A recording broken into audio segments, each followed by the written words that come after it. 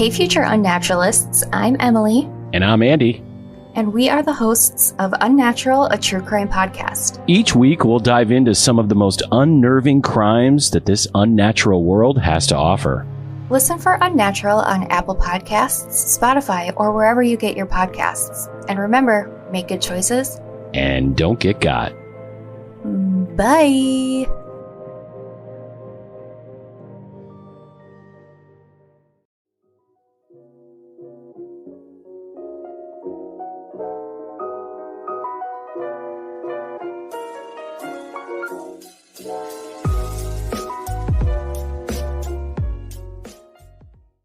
Hi, I'm Didi West.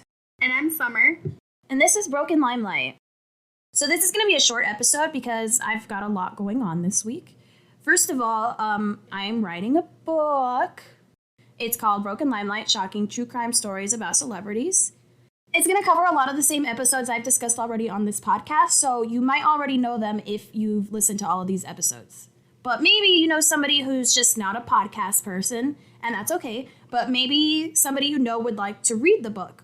The ebook and the paper book will be available on Amazon this weekend, and very soon it'll be on Barnes & Noble and other platforms.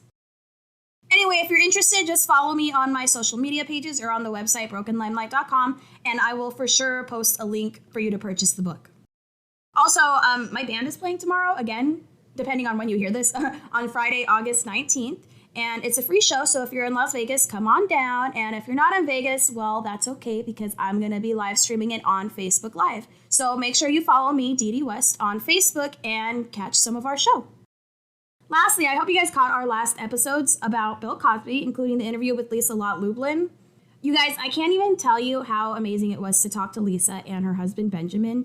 They're the nicest people and just so passionate about what they're doing. And Lisa totally gives favorite teacher vibes. Okay, so today we're going to talk about Pamela Anderson and Tommy Lee. I'm sure everybody remembers their drama, but in case you don't, Pam and Tommy are known for a sex tape that was stolen from their home and distributed for the entire world to see. It was the very first celebrity sex tape scandal, and it caused a lot of turmoil in their relationship and in Pamela's career. A few months back, I mentioned that I was watching the show Pam and Tommy on Hulu. It's actually surprisingly accurate. The timeline follows it pretty closely. When you watch the show, you might think that Pam and Tommy's relationship seems kind of sped up, like for television purposes, but in reality, they've moved at a pretty impressive pace. Again, I highly recommend it after you listen to this episode. It stars Lily James and Sebastian Stan as Pamela Anderson and Tommy Lee. Seth Rogen is also in it. He plays Rand Gautier. That's the contractor who stole the tape from them. In case you've already seen the show, I'm going to try to point out the things that the show portrayed differently so that you can actually separate what's fact and what was just for the show. Pamela Anderson was born July 1st, 1967 in Ladysmith, British Columbia. She was known for her work with Playboy and the show Baywatch, but she also held roles on sitcoms and movies. Pamela revealed in 2014 that she had suffered sexual abuse as a child. Between the ages 6 and 10, she was molested by a female babysitter.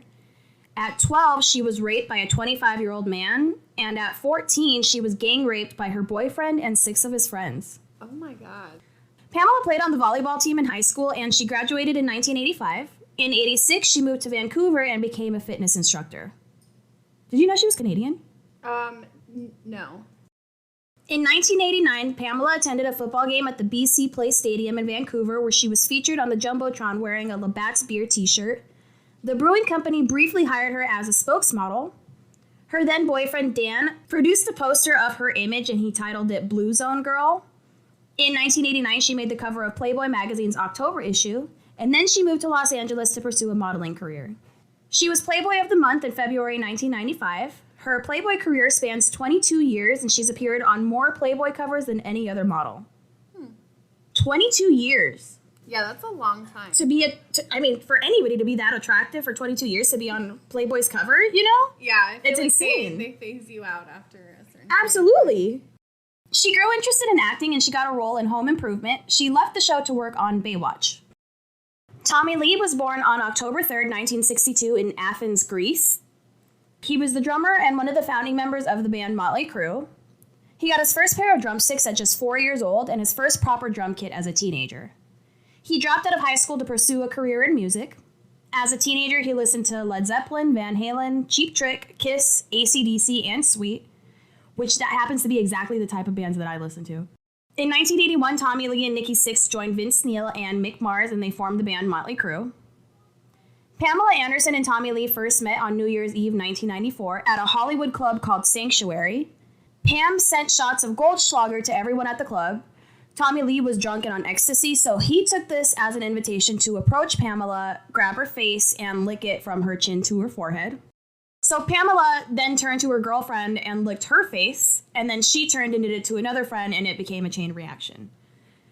Pamela thought that Tommy seemed really cool and friendly and nice, but when Tommy asked for her number, her friend Melody warned her to stay away from him. Pamela agreed it was a bad idea, but after asking 10 times, she finally gave him her phone number. They spent about 6 weeks playing phone tag, and when they finally arranged a date, Tommy purchased $400 worth of sex toys and costumes. Pamela forgot about the date because she had to go on a work trip to Cancun. He wanted to go to Cancun to see her, but she asked him not to. He, of course, didn't listen and instead called every hotel in the area until he figured out where she was staying. Kind of pushy, but okay. Yeah, a little stalker-ishy. When he got there, Pamela's friends were now encouraging her to go out with him since he clearly put a lot of effort into wooing her. They went out to Señor Frogs and they felt a magical connection, and this time they were not on drugs, so they were really excited that that spark came back. Tommy convinced her to spend the night with him, and they spent the next 4 days partying and having sex. 4 days after that first night together, they were married on the beach on February 19th, 1995. Pamela wore a white bikini, and after sharing their vows, they ran into the ocean together. Instead of getting wedding bands, they tattooed each other's names on their fingers. Tommy would also later get Pamela tattooed on his infamous penis. You didn't know that? It's just the fact that you called it an infamous penis. It is infamous. It was just on Instagram. It's trending right now, Summer. It wasn't until their plane ride home that they both processed everything they had just done. They just married like a total stranger, and now they had to like go home together. Yeah, that would be really awkward. Yeah, and when they arrived in Los Angeles, a barrage of paparazzi and reporters was waiting for them. They went on their honeymoon in the summer of 1995, and this is where the infamous sex tape was made. However, they didn't make the film intending for it to be a sex tape. It was more like a vacation video that included a lot of intimate moments between newlyweds. Like, this wasn't ever intended for anybody to see. It was like... Personal. It was personal, exactly. It was like a vacation video where they were both naked because they were on their honeymoon. Unfortunately, a contractor and electrician named Rand Gaudier had it out for Tommy Lee and stole the sex tape from them. Rand Gaudier had been hired to perform renovations on Tommy Lee's house. Reportedly, Tommy Lee owed the construction crew about $20,000 and refused to pay them, and then he fired them. When Rand and another contractor went back to pick up the equipment they left behind, Tommy held a shotgun up to them and said, "Get the fuck off my property." Rand never had a gun pointed at him, and it really messed with his head. He wanted revenge. Rand Gaudier was a guy who felt small his entire life. He lost his virginity to a hooker on his 18th birthday. He also lived in the shadows of his father, who was a Broadway actor. He grew up in Toluca Lake, across the street from Dick Van Dyke. His parents were divorced and he had no access to pornography growing up. When he was young, his mother became a Jehovah's Witness and forced him to go door to door with her, inspiring his lifelong obsession with religions, secret societies, and cults. And Rand was kind of a beefcake. Like, he was muscly and tan, and he actually performed in a few pornographic films. Although he did say that he wished he had a bigger package for the pornographic films. He said that women did like to have anal sex with him, though, because it wasn't that big. Okay. After Tommy held the gun up to Rand and humiliated him, he decided to rob them. He spent the entire summer of 1995 hanging around outside of their home, plotting, basically stalking them. He was also the one who installed their security camera, so he knew that they would pick up anything unusual. One night in October 1995, at 3 a.m, he snuck onto the property with the white furry rug on his back, and he crawled on all fours because the couple had a big furry white dog, so he knew that he could trick the camera into thinking that this was nothing weird. And then once he snuck in, he could disable the cameras. So before he could steal the safe, it was actually like behind a carpeted wall, and in order to get behind the wall, he had to move like hundreds of pounds worth of like recording equipment. So he had to do all of this at 3 a.m. while Pam and and while Pam and Tommy are upstairs sleeping. So he managed to do it. It's like a big 6-foot tall safe, and he leaned it onto a dolly and rolled it out. And then once he got somewhere safe, he spent over an hour trying to break into it. He didn't know that the safe contained this tape. Nobody knew this tape existed. He knew that there was going to be like jewelry and guns in there. Pamela's white bikini from her wedding was in there, but like I said, nobody knew this tape existed except the two of them. Right. He just struck gold. Right. So Rand saw this tape and he saw dollar signs. He took it to his friend Milton Ingley, who was a pornographic film actor and producer who helped him make copies of the tape and then destroy the original. That way there was no evidence of who had the actual tape. Right. They approached several companies to have the tape distributed, but nobody was willing to take on the risk because Pam and Tommy had not signed a release. They eventually approached a guy named Lou Pereno. That name might sound familiar if you listen to our episode about Linda Lovelace. Lou Pereno was known for financing and distributing pornographic films when it was still widely illegal in the United States. For example, the 1972 film Deep Throat starring Linda Lovelace. Pereno was also involved in organized crime, but even he wasn't comfortable distributing Pam and Tommy's sex tape in an official capacity. So instead, he lent Ingley roughly $50,000 to cover manufacturing and distribution of the tape on the internet with the expectation that he would receive interest on the loan and a cut of the sales. The internet was brand spanking new, so it still wasn't very attractive or very fast, and video streaming was completely non-existent. However, it was very anonymous, and this made it the perfect black market to distribute the tape. So Milton Ingley used some of the money to make copies of the tape and hire somebody to put up a few websites. The sites didn't show the video itself, but it gave instructions to send a money order for $59.95 to a t-shirt company, which would then funnel the money to a bank account in Amsterdam. Rand took care of shipping the tapes while Ingley enjoyed the rest of the money from the loan to get himself a room at the Plaza in New York, enjoying expensive champagne, escorts, and lots of cocaine. Another guy named Steve, who was working with them, caught on to the fact that there wasn't going to be any money coming into them, so he ran off with some of the tapes and sold them out of the trunk of his car for $175 each. He sold nearly 500 copies, making about $75,000. Oh, wow. And he tried to tell Rand to do the same thing, and Rand, I guess, thought he was being loyal. Right. Pam and Tommy didn't even realize that the safe was missing until January 1996. They actually found out that Pam was pregnant around the same time as the robbery. The couple had already suffered a miscarriage, and they were so excited to be expecting again. I'm sure that this was one of the reasons it took a while for them to check it. They filed a police report and hired Hollywood private investigator Anthony Pellicano to suss out what happened. They were able to track down Ingley, who admitted he had a copy of the tape, but he claimed that he bought it from a guy named Warren Swing, who was an interior designer.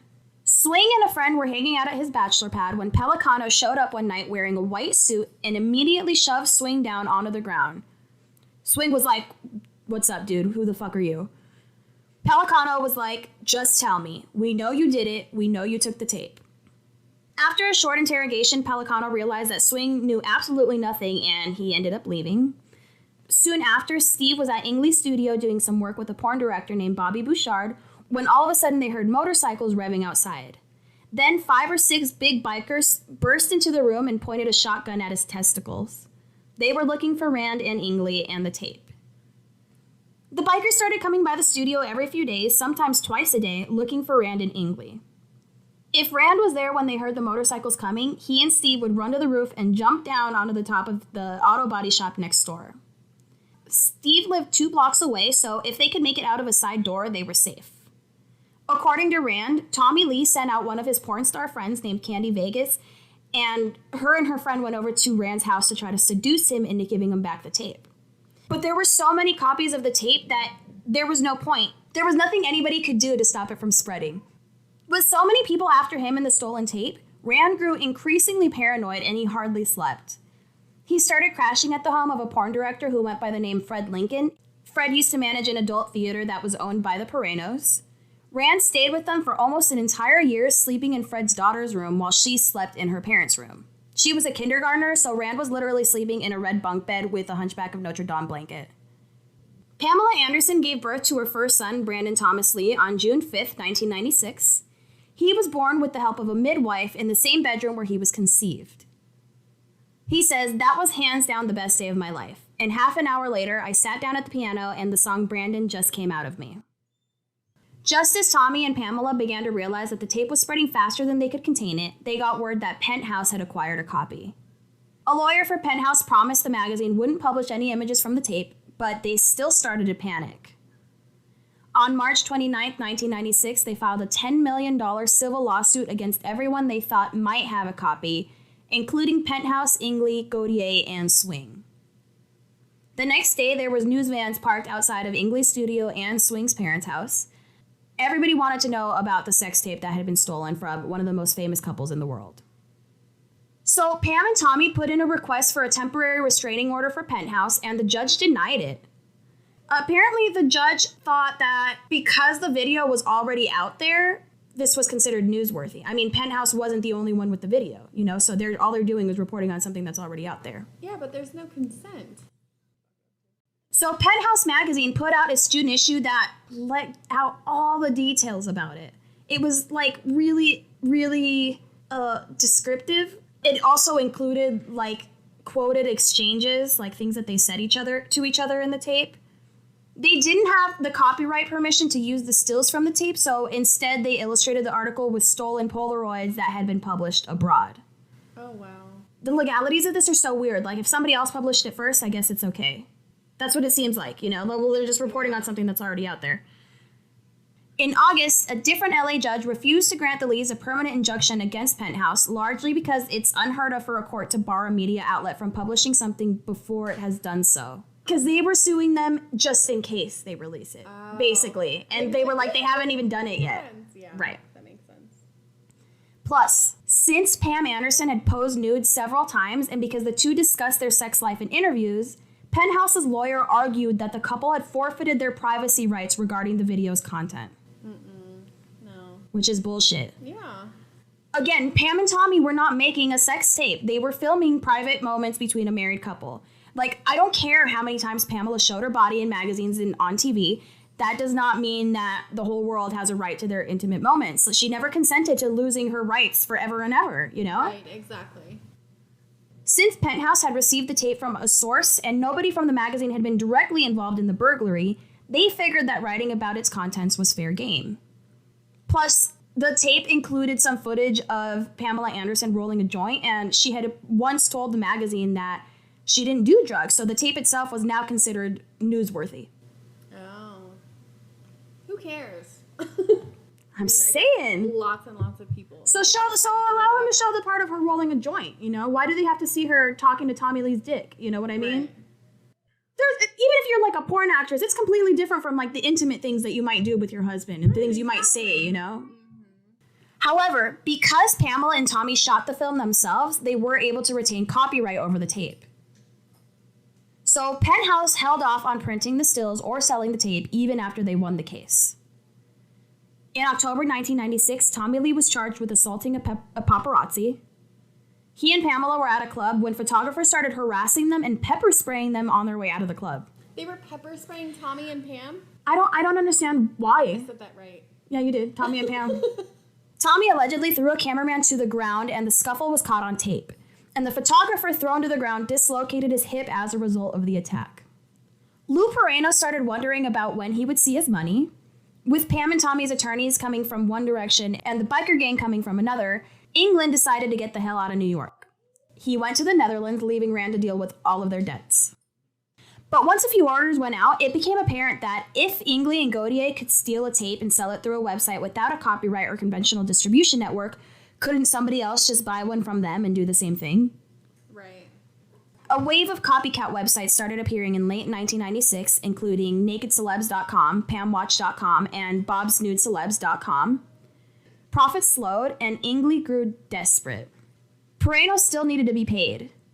Rand says that Ingley managed to get the initial loan back to him, but he still owed the interest. Ingley knew that Pereno had cancer, and he kind of thought that if he waited in Europe for long enough, Pereno would just die and the debt would disappear. Pereno was convinced that Ingley was hiding money, but he wasn't sure if Rand was getting a cut of it or if he was just bringing hundreds of tapes to the post office for nearly a year without seeing any money. So one night, Pereno invited Rand over for dinner. Over linguine and oysters, he snuck teaspoons of sherry into Rand's Merlot when he thought he wasn't looking. And then after dinner, he brought out Bing Cherry soaked in Everclear. Before long, Rand was wasted, and Pereno was firing question after question at him. He was like, where's the money? Where are you guys hiding it?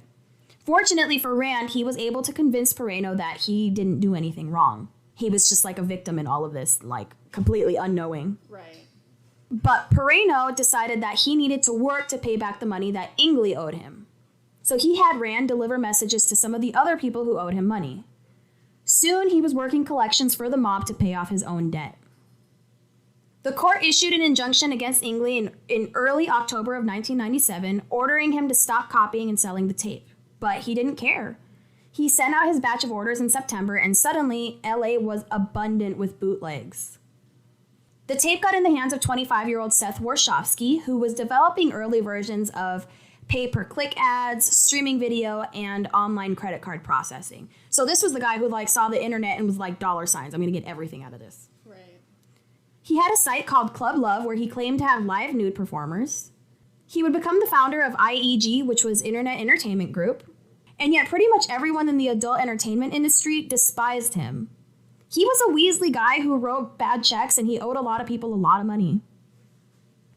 Warshawski got a hold of the tape, and on November 3rd, 1997, he issued a press release announcing that he intended to broadcast the video online. He never thought that he would actually be able to show the tape. He merely wanted the publicity that would come with the announcement, and he also knew that a lawsuit was inevitable, but he wanted that. He knew that it was going to bring attention to him. Right. On November 6th, the judge refused to issue an injunction against him, and the following day, Warshawski aired the tape on Club Love on a loop for 5 hours. The internet was brand new, and while a lot of people still didn't have it, they went and got the internet so they could watch this. And it's one of the first videos to be streamed, and it wasn't just a sex tape, and it wasn't just Pam Anderson. It was cute and romantic, People felt like it was intimate, they really... You were there, you were a fly on the wall. Exactly. So people just loved this. They thought it was a lot of fun. Mm-hmm. By now, Pamela and Tommy were exhausted. It seemed like everyone in Los Angeles had seen the tape. Every time Pamela thought it was over with, it would pop up again. She would see it or hear of it somewhere. The never-ending series of depositions was invasive and stressful, and it did nothing to stop the tape's distribution. Plus, they had a baby now, and Pamela was also 7 months pregnant with her second child. His name was Dylan Jagger Lee, and he would be born in December 1997. So they decided to settle. Pam and Tommy were under the false impression that they could give Warshawski permission to show the tape on the internet, and the tape would not be allowed to be sold in stores. But that wasn't true. Plus, they completely underestimated the reach of the internet. Warshawski's lawyer prepared the broadest possible release, hoping to get the couple to sign away their copyright over the video. And they did, and the lawyer was shocked. He was like, I can't believe they would sign this, but they did. Within days, anybody who bought a subscription to the Club Love had access to the tape.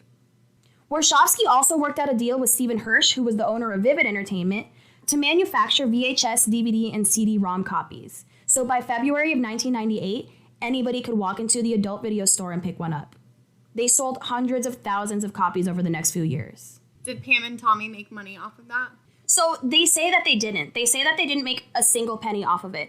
But it's interesting. Ron Jeremy says that he once asked Pamela, hey, you got some kind of secret deal out of that, right? Why would you sign it over and lose all that money? And he was like, are you making money off of that? And she just smiled and said, well, And for people who worked at the adult film stores, this was a phenomenon. They were just minding their own business, and then all of a sudden this sex tape comes along and just made them bank, Mm-hmm.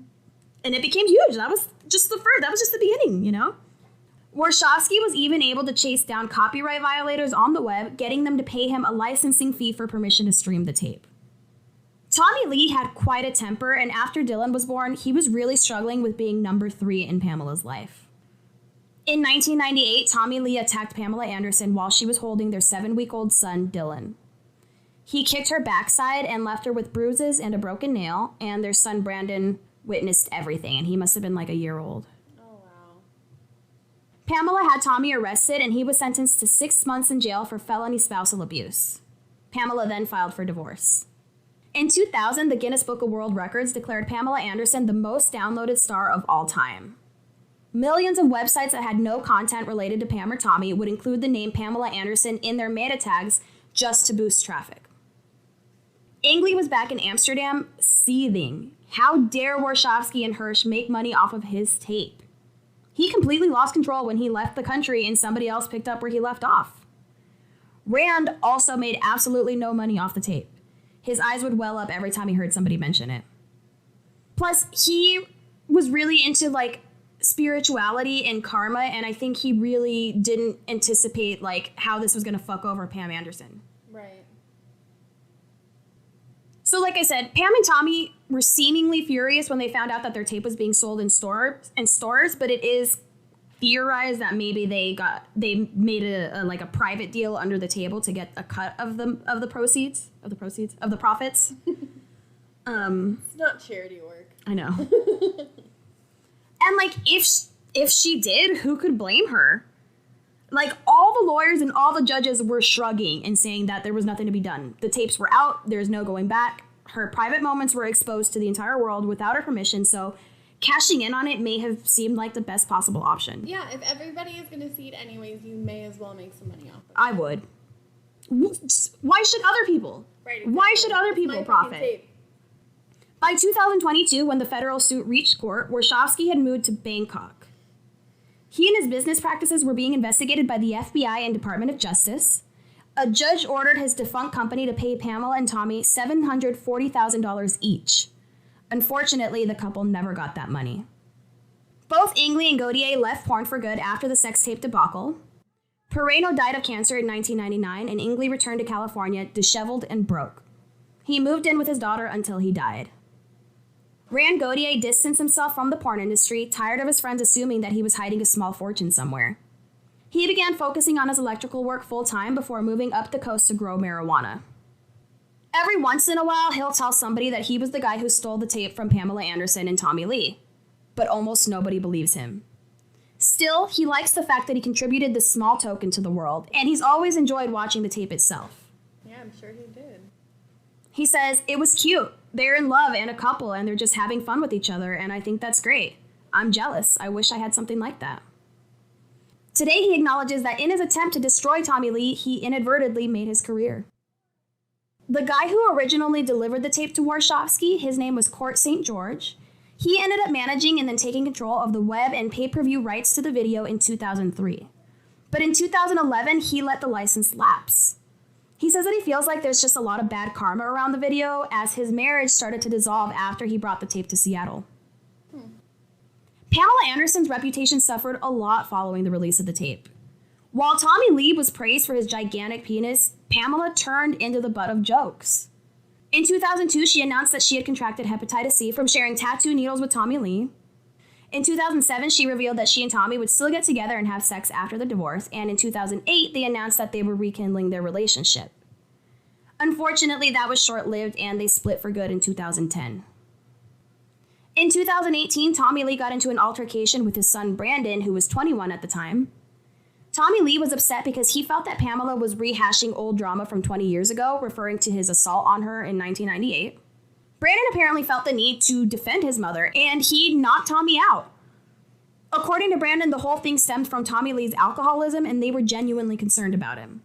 Tommy and Brandon have since patched things up. Pamela told The Hollywood Reporter, "The kids are adults, and they make their own decisions. I look at the differences in their personalities and their fearlessness and their ambition and their clarity, and I'm just so proud of both of them." She still speaks really highly of Tommy Lee despite their differences. She talks about how they were so in love and they created two of the most beautiful people she could ever imagine. I always wonder if their relationship would have lasted if not for the sex tape. I mean, Tommy Lee did have trouble controlling his temper, so perhaps their marriage was doomed from the beginning, but they did have a lot of love for each other, and their circumstances made it impossible for the relationship to thrive. At least if not for the sex tape, maybe they could have been a happy family for a little bit longer. It's just such a shame that the 54 minutes that they shared in this loving bliss was ripped from their possession and then came back to bite them in the ass. Yeah, should have never happened. And that's it for today. Don't forget to check out brokenlimelight.com for a transcript of this episode, as well as photos and videos relating to it. If you'd like to suggest a case for me to cover, or you'd like to leave a comment for us, you can also do that on brokenlimelight.com. If you follow our Patreon, you can get all of our new episodes 48 hours before they become available to the public. You can do that for just $1 a month, and it means the world to us. We'll also give you a shout out on the podcast, and if you'd like to be a little extra supportive, you can sign up to support us for $3 a month, and with that, I will also send you a handwritten thank you card.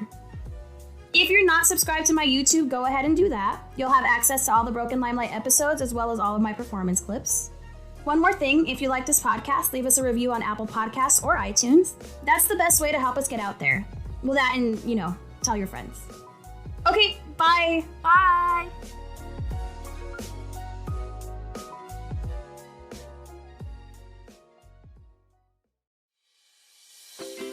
Bark box, bark box, bark box, bark box. You guys know my dogs, Jude and Eleanor Rigby. Well, we just started getting them bark box, and I'm telling you, your dogs will love you. No more are they angry at the mailman. No more, I say.